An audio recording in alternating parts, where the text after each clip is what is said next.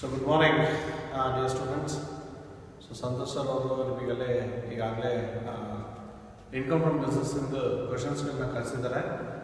So ಮೊನ್ನೆ actually ನಾನು B ಸೆಕ್ಷನ್ನಿಗೆ ಕ್ಲಾಸನ್ನು ತಗೊಂಡಿದ್ದೆ ಆನ್ಲೈನಲ್ಲಿ, ಬಟ್ ತುಂಬ ಕಡಿಮೆ ಸ್ಟ್ರೆಂತ್ ಬಂದಿದ್ದರು. ಅದಕ್ಕೋಸ್ಕರ ಈ 9th ಪ್ರಾಬ್ಲಮ್ನ ಮತ್ತೊಂದು ಸಾರಿ ನಾನು ಬೋರ್ಡ್ ಮೇಲೆ ಬರೆದು ನಾನು ಎಕ್ಸ್ಪ್ಲನೇಷನ್ ಮಾಡ್ತಾ ಇದ್ದೀನಿ ಈ ವಿಡಿಯೋದಲ್ಲಿ.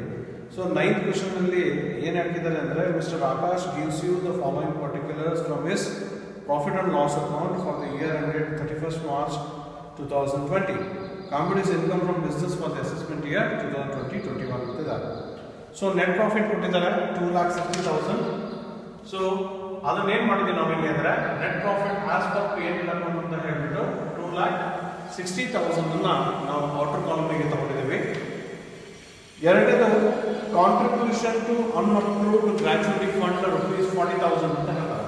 ಸೊ ಇದನ್ನೇನು ಮಾಡ್ತೀವಿ, ಕೆಲವೊಂದು ಎಕ್ಸ್ಪೆಂಡಿಚರ್ಸ್ಗಳನ್ನು ನಾವಿಲ್ಲಿ ಡಿಸಲೋ ಮಾಡ್ತೀವಿ, ಕೆಲವೊಂದು ಇನ್ಕಮ್ಸ್ಗಳನ್ನು ನಾವು ಲೆಸ್ ಮಾಡ್ತೀವಿ. ಸೊ ಈ ಒಂದು ವಿಚಾರದಲ್ಲಿ ಕೆಲವೊಂದು ಡಿಸಲೋಡ್ ಎಕ್ಸ್ಪೆನ್ಸಸ್ಗಳನ್ನು ನಾವು ಆ್ಯಡ್ ಬ್ಯಾಕ್ ಮಾಡ್ತಾ ಇದ್ದೀವಿ ನೆಟ್ ಪ್ರಾಫಿಟಿಗೆ. ಸೊ ಅದರಲ್ಲಿ ಮೊದಲನೇ ಜಾಗದಲ್ಲಿ contribution to unapproved gratuity fund ಎಷ್ಟಿದೆ, ಅದರ ಅಮೌಂಟು 40,000 ಇದೆ. Next, provision for sales tax ₹50,000 ಅಂತ ಹೇಳ್ತಾರೆ. ನೋಡ್ರಿ, actually sales tax is nothing but GST. ಈಗೆಲ್ಲ ನಾವು ಅದನ್ನ ಏನ್ ಮಾಡ್ತೀವಿ, GST ಅಂತ ಕರಿತಾ ಇದ್ದೇವೆ. ಸೊ GST ಅನ್ನ ಪೇ ಮಾಡಿದರೆ it will be allowed.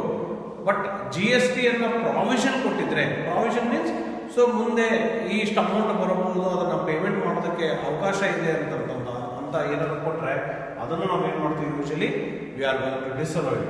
Provision for GST ಏನಾಗಿದೆ ಅಲ್ಲಿ 50,000 ನಾವು ಡಿಸಲೋ ಮಾಡಿದ್ದೀವಿ.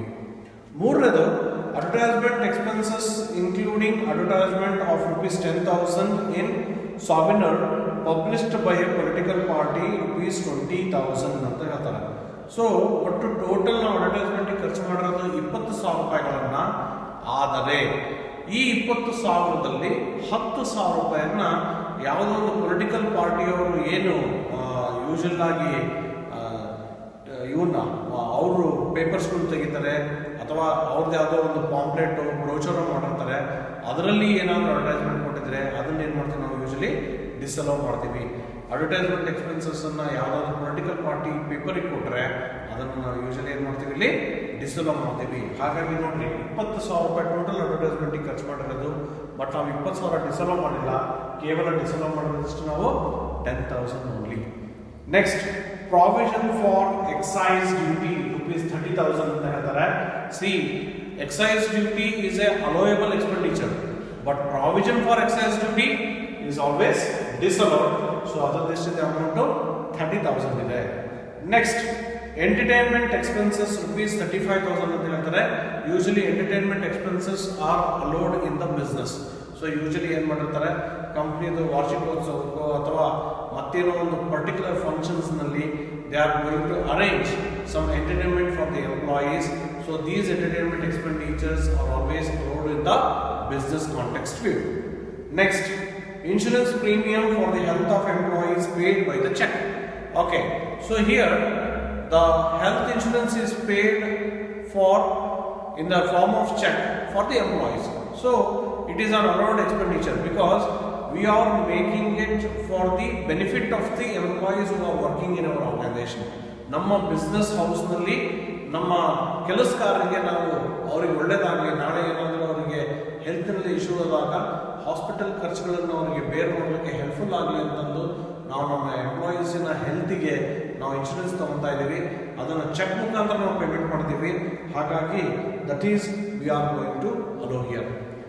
The next is penalty imposed by custom authority for the breach of law ₹25,000 ಅಂತಾರೆ. So it is disallowed here because breach of law is nothing but you are violating the laws. ನೋಡಿ, ಕಾನೂನಿನ ವಿರುದ್ಧವಾಗಿ ಏನಾದರೂ ಹೋದರೆ ಬಿಸ್ನೆಸ್ನಲ್ಲಿ ಅದನ್ನು allow ಮಾಡಲ್ಲ. So I had made a mistake there for which I got a penalty from the custom authority.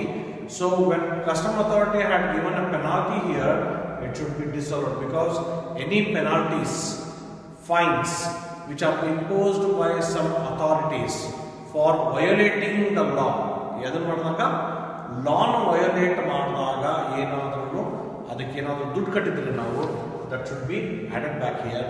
So 25,000 add ಮಾಡಿದ್ದೀವಿ. And the last one we have interest for late payment of GST rupees 5,000 ಅಂತ ಹೇಳ್ತಾರೆ. So GST ನಾನು in ಟೈಮಲ್ಲಿ ಕಟ್ಟಬೇಕಾಗಿತ್ತು, but due to some circumstances I made it late. So late ಆಗಿದೆ ಅಂತ ಹೇಳಿ ನಾವೇನು ವಯೋಲೇಟ್ ಮಾಡಿಲ್ಲ ಲಾನ, ಅದಕ್ಕೋಸ್ಕರ ನಾವು ಏನು ಮಾಡ್ತಿದ್ದೀವಿ, ಅದಕ್ಕೆ we are paying an extra interest there. So 5,000 ಕಟ್ಟೋ ಜಾಗದಲ್ಲಿ ನಾನು 5,200 ರೂಪಾಯಿ ಕಟ್ತಾ ಇದ್ದೀನಿ, because I have made the payment late to the GST authorities. So ಅದನ್ನೇನು ಮಾಡ್ತೀವಿ ನಾವು ಯೂಶಲಿ ನಮ್ಮ ಬಿಸ್ನೆಸ್ ಇಂಟ್ರೆಸ್ಟ್ ಆಫ್ ವ್ಯೂ ಇಂದ ಅದನ್ನು ನಾವು ಆ್ಯಕ್ಚುಯಲ್ ಆಗಿ ಅಲೋ ಮಾಡ್ತೀವಿ. ಸೊ ಟೋಟಲ್ ಡಿಸಲೋಡ್ ಎಷ್ಟಾಯ್ತು ಅಲ್ಲಿಗೆ 1,55,000 ಅಮೌಂಟ್ ಆಯಿತು. So 2,60,000 plus 1,55,000 total income from business we got is 4,15,000. ನೋಡ್ರಿ, ನಾವು ಡಿಸಲೋ ಮಾಡೋಕ್ಕಿಂತ ಮುಂಚೆ ನಮ್ಮ ನೆಟ್ ಪ್ರಾಫಿಟ್ ಎಷ್ಟಿತ್ತು, 2,60,000 ಇತ್ತು. But some things which are not related to the business were added back and we got the income from business is at rupees 4,15,000. So ಇದು ನಿಮ್ಮ 9th problem. Akash ಇನ್ಫಾರ್ಮೇಷನ್ಗೆ ತಕ್ಕಂಗೆ ಇರ್ತಕ್ಕಂಥ ಒಂದು ಪ್ರಾಬ್ಲಮ್ ನಾನು ಇಲ್ಲಿ ಸಾಲ್ವ್ ಮಾಡಿದ್ದೀನಿ. So if you have any doubts you can clarify with me over the phone call. Okay, so ಇದು explained ವಿಡಿಯೋನು ಕೂಡ ಹಾಕಿದ್ದೀನಿ ನಿಮಗೆ, ಪ್ಲಸ್ ಇದು ನಾನು ಫೋಟೋ ಹಾಕಿಬಿಟ್ಟು ನಿಮಗೆ ನಾನು ಫೋಟೋನು ಕಳಿಸಿರ್ತೀನಿ. So you can write down in your notes. Okay, ಏನಾದರೂ ನಿಮಗೆ ತೊಂದರೆಗಳಿದ್ದರೆ ನನಗೆ ಫೋನ್ ಮಾಡಿ. Okay, thank you.